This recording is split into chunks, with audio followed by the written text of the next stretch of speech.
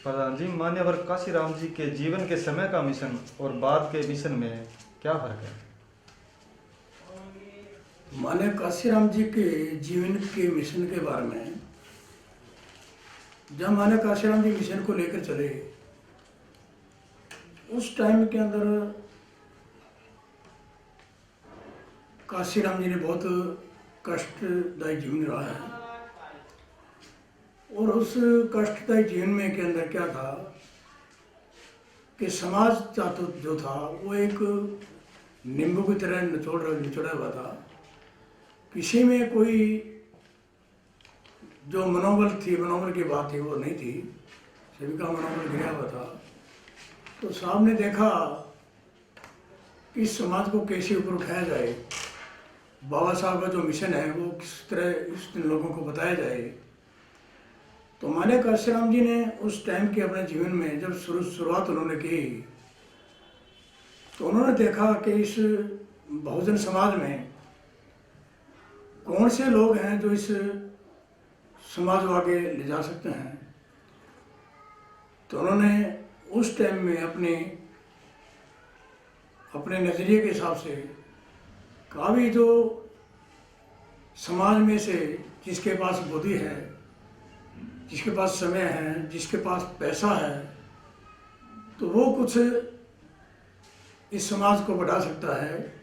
तो वही इसको थोड़ा सा रस उसमें उनको नज़र आया।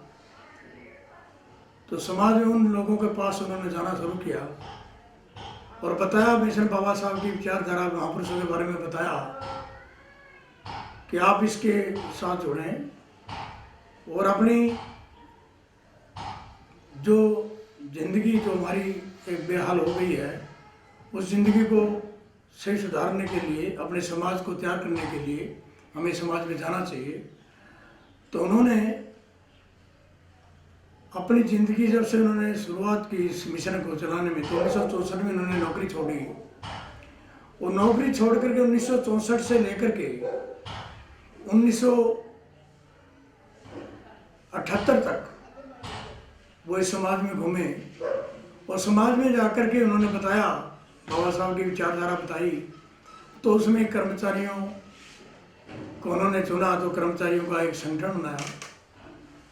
वो संगठन उन्होंने 6 दिसंबर 1978 में वो संगठन बाम साहब का नाम का संगठन बनाया और वो संगठन बना करके उस संगठन के माध्यम से लोगों को तैयार किया और लोगों को तैयार करके उन्होंने अपनी इस कष्टदायी जीवन में बताया कि वो एक साइंटिस्ट थे, आज पढ़े लिखे थे, अपने बारे में बताया तो लोगों को प्रभावित किया।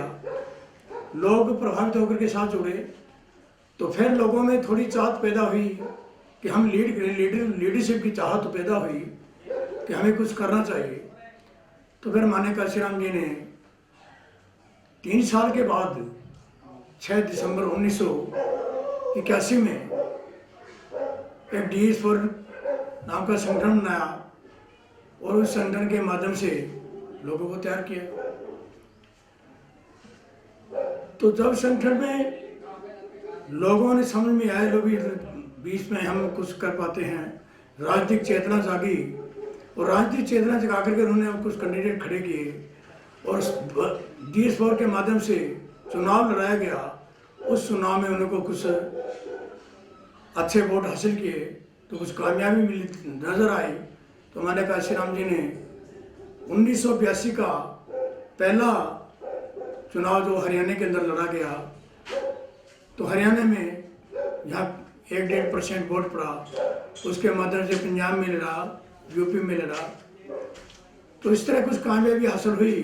तो हमारे काशीराम जी ने 3 साल के बाद में लोगों के चाहत के हिसाब से फिर उन्होंने अपने दोनों संगठनों को ख़त्म करके, बाम साहेब और DS4 को ख़त्म करके, बाबा साहब डॉक्टर भीमराव अम्बेडकर की जयंती के मौके पर 14 अप्रैल 1984 को बहुजन समाज पार्टी का गठन किया।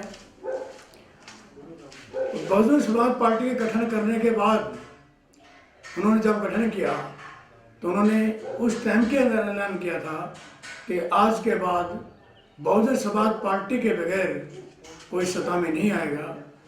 तो इस तरह माने काशीराम जी की दूरदर्शी नज़र दूरदर्शिता सामने आई। तो 89 में पहला चुनाव हुआ। तो 89 में पहले चुनाव में ही माने काशीराम जी ने वो हासिल किया। उसमें 3 हमारे एमपी चुनकर आए और 13 एमएलए उत्तर प्रदेश से चुनकर आए। तो कामयाबी मिली, लोगों का हौसला बढ़ा। तो फिर माना काशीराम जी ने उसी हिसाब से संघर्ष करते रहे, लोगों में जागरूकता पैदा करते रहे और उसमें जितने भी लोग जुड़े वो परस्पर भाव से, इस तरह उनकी दूरदर्शिता के कारण जैसा भी है, बहुत से लोग उनकी निगाह में आए, बड़े बड़े लोग आए। तो हमारे काशीराम ने देखा कि भी तेरा जीवन भी अभी ज़्यादा दिन चलने वाला नहीं है, तो इसको मिशन को चलता रहना चाहिए। इसको भी ऐसा आदमी कौन है जो इसको आगे चलाता रहेगा। तो माने काशीराम जी ने अपना उत्तराधिकारी जब घोषित किया तो वो भी एक बहुत अपनी दूरदर्शी के कारण उन्होंने अपना एक अच्छा योग्य अपना उत्तराधिकारी घोषित किया और वो बहन कुमारी मायावती जी हैं, जिनको उन्होंने चुना। और जब सीमित साधनों में उन्होंने पार्टी को बढ़ाया और उन्होंने उत्तर प्रदेश तक सरकार तक बनाई और ये माने काशीराम जी का मिशन था। और उसके बाद में मिशन में आज वही मिशन है। आज के मिशन में और उसके मिशन में कोई ज़्यादा फर्क नहीं है। फर्क इतना है कि उसमें सीमित साधन थे और आज हम कुछ साधन ज़्यादा, हमारे साधन होने के कारण हम ज़्यादा काम कर सकते हैं। तो आज पूरे देश के अंदर बहुजन समाज पार्टी काफ़ी स्टेटों में कामयाबी मिली। और बहन जी ने काशीराम जी के जाने के बाद जब काशीराम गई तो 2007 के अंदर एक बहुमत की सरकार भी बनाई। तो ये बहन जी की भी बहुत बड़ी कामयाबी थी और आज वही मिशन है, आज चल रहा है। जो लोग स्वार्थी हैं वो टिक नहीं सकते और जो बहुजन समाज पार्टी के समर्थक साथी है वो बिक नहीं सकते, वो पार्टी के साथ काम कर रहे हैं। तो मिशन जो आज मिशन है वो मिशन वही मिशन काशीराम जी का लेकर चल रहे हैं।